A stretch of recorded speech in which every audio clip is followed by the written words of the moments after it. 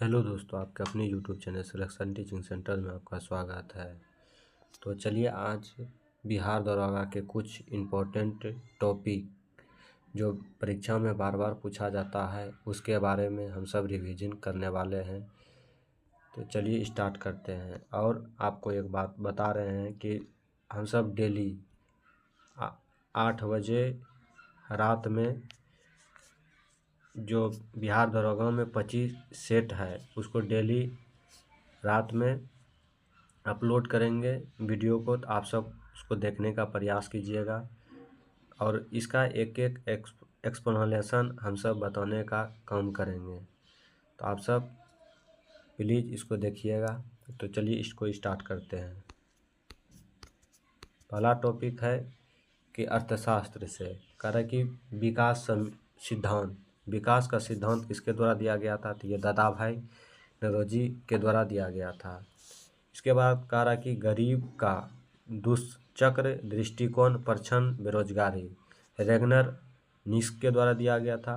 सिद्धांत संतुलन विकास का सिद्धांत यह रेगनर निश के द्वारा दिया गया था। प्लानिंग एंड द पीपुल ये BS मिन्हा के द्वारा दिया गया था। इसके बाद है an inquiry into the poverty of nations यह गुनार मिडल के द्वारा दिया गया था। प्रबल धक्का सिद्धांत यह रोजर स्टीन रोड्स के द्वारा दिया गया था। असंतुलित विकास सिद्धांत यह हर्ष मैन के द्वारा दिया गया था। स्टेज ऑफ इकोनॉमिक्स ग्रोथ यह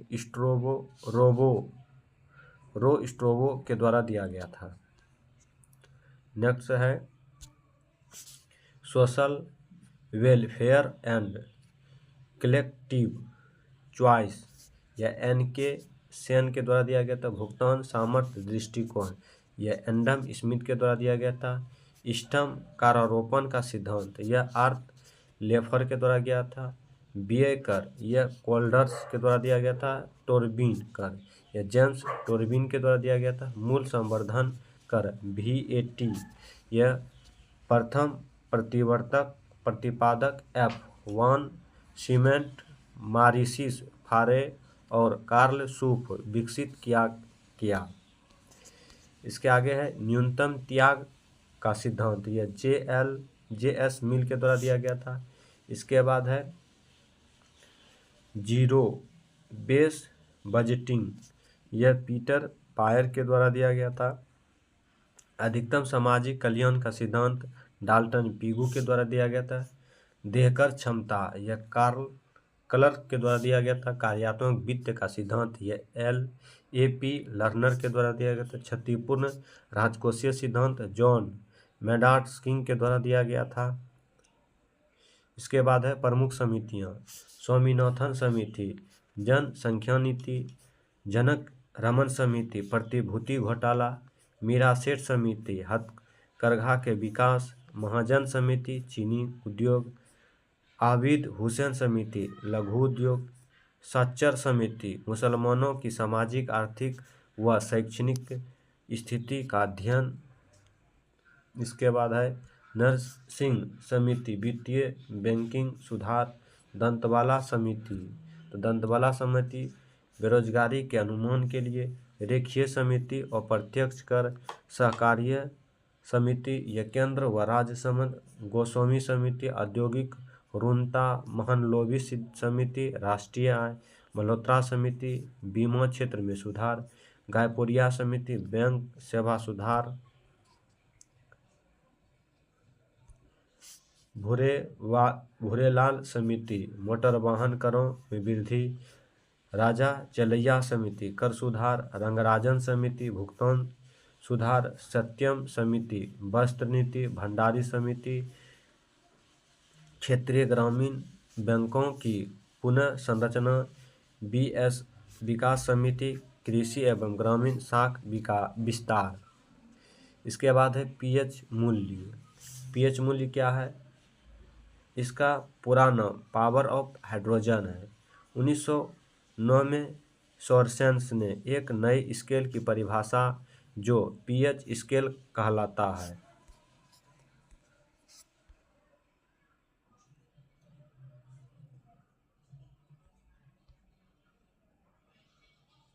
अब कह रहा है कि पीएच मूल्य एक संख्या है जो पदार्थ की अम्लीयता व क्षारीयता को प्रदर्शित करती है। इसका मान हाइड्रोजन आयन H+ के सांद्रता के व्युत्क्रम के लघुगुणक के बराबर होता है, अर्थात pH बराबर log 1/H पर प्लस पावर या pH बराबर -log H+ होता है। इसमें 7 से कम होगा तो एसिड होगा, 7 होगा तो उदासीन होगा और 7 से अधिक होगा तो क्षार होगा। इसका pH माप द्वारा एक विशेष सूचकों के रंग परिवर्तन द्वारा किया जाता है। इस माप में 0 से 14 तक का pH मान ज्ञात कर सकते हैं। pH का मान 7 होने पर उदासीन, 7 से कम अम्लीयता तथा 7 से अधिक होने पर क्षारीय होता है। अब इसमें सबका pH का मान दिया गया है। अब है चूने का पानी का pH मान 10.5 होता है। अंडे की सफेदी या समुद्र जल का pH मान 7.4 से 8.4 होता है। आंसू का pH मान 7.4 होता है। रक्त का pH मान 7.4, दूध का pH मान 6.4, मानव लार का pH मान 6.6 से 7.5 तक, मूत्र का pH मान 6 होता है। अम्लीय वर्षा 5.6 से कम होता है। इसके बाद ब्लैक कॉफ़ी का pH मान 5.0 होता है। टमाटर रस का pH मान 4.2 होता है। शराब का pH मान 2.8 होता है। मृदु पेय एवं सिरका का pH मान 2.4 से 3.0 होता है। नींबू का pH मान 2.2 होता है। जठर रस का pH मान 2.0 होता है। नेक्स्ट है अगला टॉपिक,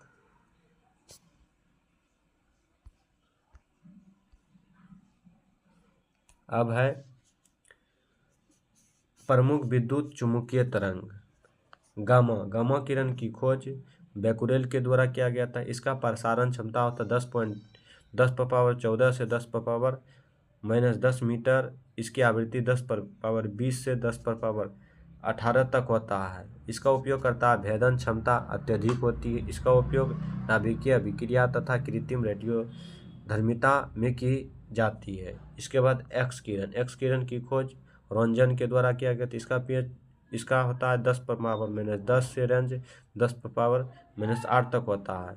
इसकी आवृत्ति होता है 10^18 से 10^16 तक होता है।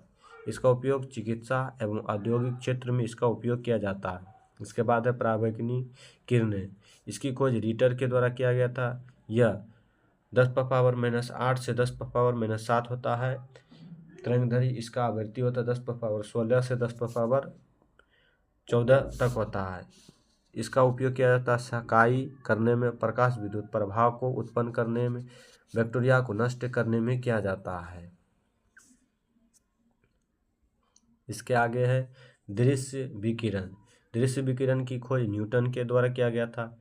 यह 3.9 से 10^-7 मीटर से होता है। इसका आवृत्ति होता है 10^14 से 10^12 तक।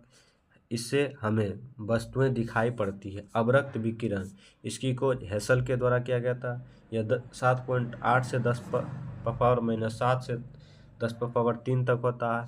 इसकी आवृत्ति 10^12 से 10^10 तक होता है। ये किरणें उसमें विकिरण है। ये जिस वस्तु पर पड़ता है उसका ताप बढ़ जाता है। इसका उपयोग कुहारे में फोटोग्राफी करने में एवं रोगियों की सफाई करने में किया जाता है। लघु रेडियो तरंग या हाइड्रोजन तरंग हेनरी हड्ज के द्वारा 10^-3 से 10 से 1 मीटर तक होता है। इसकी आवृत्ति 10^10 से 10^8 तक होता है। इसे रेडियो, टेलीविज़न एवं टेलीफोन में इसका उपयोग किया जाता है। इसके बाद है कि दीर्घ रेडियो तरंगधरी, इसकी खोज मार्कोनी के द्वारा किया गया था। यह 1 मीटर से 10^4 तक होता है। यह 10^6 से 10^4 तक है। यह रेडियो एवं टेलीविज़न में उपयोग किया जाता है। इसके बाद है विद्युत चुम्बकीय तरंग की आवृत्ति, भेदन क्षमता, वेग क्रमानुसार बढ़ते क्रम में है। इसके बाद दीर्घ तरंगधरी दीर्घ रेडियो तरंग, लघु रेडियो तरंग, अवरक्त किरणें, दृश्य विकिरण, पराबैंगनी किरणें, एक्स किरणें और गामा किरणें। मतलब सबसे बड़ा गामा किरणें है, इसके बाद एक्स किरणें है, इसके बाद पराबैंगनी किरणें, इसके बाद दृश्य किरण विकिरण है, इसके बाद अवरक्त विकिरण है, लघु विकिरण है और सबसे छोटा है दीर्घ रेडियो तरंग है। तो मतलब यह बढ़ते क्रम में दिया गया है। तो सबसे बड़ा गामा किरण और सबसे छोटा रेडियो तरंग है। अगर आपको वीडियो पसंद आए तो वीडियो को लाइक, सब्सक्राइब और शेयर करें।